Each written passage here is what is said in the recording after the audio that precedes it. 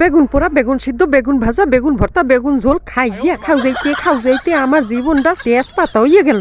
ও বন্ধু, আমারে দেখে তোমার এত চুলকানি কেন? কি কইলা? কইছিলাম কি চাইনিজ মাছের বেগুন পকোড়া বানাইয়া খাইয়ে দেখো, হেসে মোরে কামড়ে লইয়া আর বানে।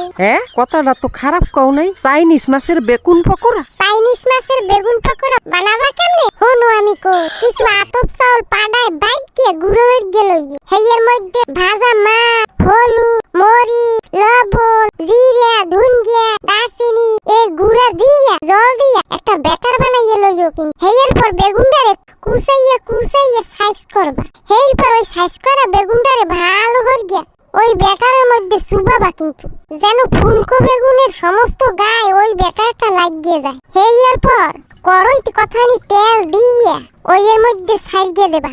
কিছু সময় ঠাসা দিয়ে ধরিয়ে বাবা, এরপর লাগিয়ে ছাড়িয়ে ভাজকে উঠে গেলাবা। এরপর খাইয়ে দেখো। ওরে ভাই, কি যে টেস্ট লাগে।